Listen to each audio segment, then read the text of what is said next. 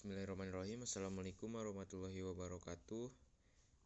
Sebelumnya perkenalkan, nama saya Asep Maulana dengan NPM 214010169. Saya dari kelas 21 MJD.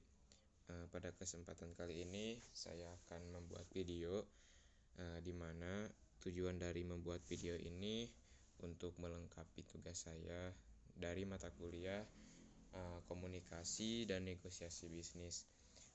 Baik, mungkin langsung ke pemaparannya. Di sini terdapat judul besar di mana menyebutkan bahwasanya bisnis, komunikasi dan informasi. Jadi di dalam bisnis, komunikasi dan informasi ini terdapat beberapa bagian. Mungkin yang pertama ada istilah kata yang menyebutkan sukses dengan abad ke-21, di mana di dalam sukses dengan abad ke-21 terdapat beberapa istilah juga. Yang pertama ada keterampilan komunikasi dan kesuksesan karir, di mana untuk maksudnya itu keterampilan komunikasi yang unggul akan membuat Anda berharga di tempat kerja di masa depan terlepas dari iklim ekonomi. Kemudian mengapa komunikasi dan keterampilan sosial lainnya penting? Karena pekerja saat ini berkomunikasi lebih banyak, tidak kurang, karena teknologi informasi, perangkat seluler, dan media sosial telah menyapu tempat kerja. Kemudian pengusaha menginginkan profesionalisme. Selain pengetahuan teknis, majikan masa depan Anda akan mengharapkan Anda untuk menunjukkan profesionalisme dan memiliki apa yang disebut soft skill, people skill, ataupun emotional intelligence. Namun, keterampilan sosial yang kuat ini sama sekali tidak lunak atau mungkin bisa disebut juga lebih rendah. Kemudian, ada manfaat ekonomi pendidikan perguruan tinggi, di mana maksudnya itu ketika biaya kuliah meningkat tajam dan hutang mahasiswa meningkat, Anda mungkin bertanya-tanya apakah kuliah masih merupakan investasi yang baik atau tidak. Kemudian memenuhi tantangan informasi, di mana yang dimaksud memenuhi tantangan informasi di sini yaitu sebagai pebisnis dan sebagai komunikator bisnis, Anda akan terpengaruh oleh banyak tren. Beberapa dari tren ini termasuk teknologi baru yang mengganggu ekspektasi ketersediaan sepanjang waktu dan kerja tim. Kemudian ada istilah juga menyebutkan berlatih mendengarkan aktif, di mana dalam berlatih mendengarkan aktif ini terdapat dua bagian.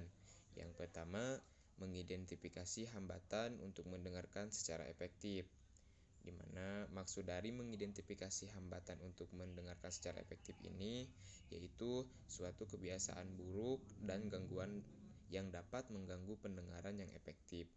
Kemudian yang bagian membangun keterampilan mendengarkan yang kuat, untuk maksudnya itu untuk pendengar yang baik di tempat kerja harus ingat bahwa tujuan mereka adalah mendengarkan dengan seksama dan memahami apa yang dikatakan sehingga mereka dapat melakukan pekerjaan mereka dengan baik.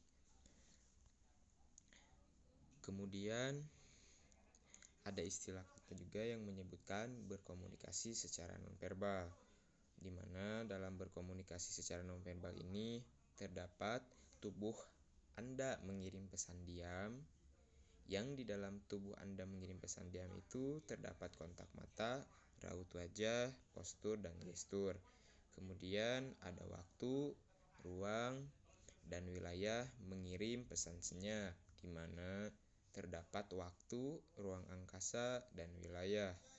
Kemudian ada penampilan mengirim pesan diam, yang terdapat daya tarik mata dokumen bisnis dan penampilan pribadi. Kemudian ada menguasai keterampilan nonverbal. Selanjutnya ada istilah kata juga yang menyebutkan memahami budaya dan komunikasi, di mana dalam memahami budaya dan komunikasi ini terdapat beberapa bagian juga. Yang pertama ada konteks tinggi dan rendah, di mana maksudnya itu konteks yang mungkin merupakan dimensi budaya yang paling penting dan juga yang paling sulit untuk didefinisikan. Kemudian ada individualisme dan kolektivisme, di mana yang maksudnya itu merupakan sebuah sikap kemandirian dan kebebasan dari kontrol menjadi ciri individualisme. Anggota budaya konteks rendah, khususnya Amerika Utara, yang cenderung menghargai individualisme.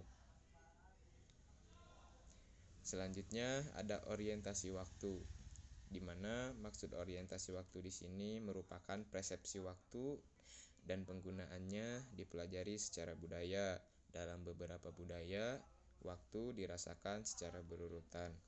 Kemudian jarak daya, di mana maksud jarak daya di sini yaitu salah satu elemen penting dari budaya adalah jarak kekuasaan, yang pertama kali diperkenalkan oleh psikolog sosial yang berpengaruh Gerd Hofstede. Kemudian ada yang disebut juga gaya komunikasi, di mana terdapat orang-orang dalam budaya konteks rendah dan tinggi cenderung berkomunikasi secara berbeda-beda, serta dengan kata-kata yang berbeda-beda juga. Kemudian ada teknologi dan media sosial komunikasi antar budaya. Untuk yang dimaksud kata tersebut yakni sedikit yang akan mempertanyakan keterhubungan dan jaringan yang disediakan oleh media sosial dan teknologi komunikasi saat ini. Kemudian yang terakhir ada memastikan efektivitas antar budaya. Nah, di dalam memastikan efektivitas antar budaya ada juga yang disebut menghindari etnosentrisme dan stereotip. Nah, di dalam etnosentrisme dan stereotip menyebutkan juga sukuisme, stereotip, dan toleransi serta pikiran terbuka. Nah, untuk sukuisme di sini yakni keyakinan akan keunggulan kelompok etnis sendiri dikenal sebagai etnosentrisme, sikap yang ditemukan di semua budaya. Kemudian untuk maksud stereotip di sini yakni persepsi kita tentang budaya lain terkadang menyebabkan kita membentuk stereotip tentang sekelompok orang. Untuk stereotip di sini merupakan persepsi yang terlalu disederhanakan dan kaku tentang pola ataupun karakteristik perilaku yang diterapkan secara tidak kritis pada kelompok. Kemudian untuk yang dimaksud dengan toleransi dan pikiran terbuka yaitu ketika pasar global berkembang dan masyarakat kita menjadi semakin multitens, toleransi timbal balik sangat penting. Toleransi di sini berarti belajar tentang mereka yang tidak seperti kita, yaitu berarti berpikiran terbuka dan menerima pengalaman baru. Kemudian ada komunikasi lisan yang berhasil dengan audiens antar budaya. Selanjutnya ada komunikasi tertulis yang berhasil dengan audiens antar budaya. Jadi yang bagian B-nya menyebutkan komunikasi secara lisan, sedangkan yang C menyebutkan komunikasi secara tertulis. Kemudian ada tumbuh keragaman tenaga kerja. Dan selanjutnya memahami manfaat keragaman di tempat kerja. Nah, di dalam memahami manfaat keragaman di tempat kerja ini terdapat konsumen, tim kerja, dan pebisnis. Nah, dan yang terakhir berkomunikasi di tempat kerja yang beragam, di mana maksud dari berkomunikasi di tempat kerja yang beragam ini merupakan sebuah penerimaan dan harmoni tidak terjadi secara otomatis ketika orang-orang yang berbeda bekerja sama. Dan ini juga berarti bahwasannya organisasi harus berkomitmen terhadap keragaman. Dan mungkin hanya itu saja yang dapat saya paparkan di dalam mind mapping yang saya buat ini.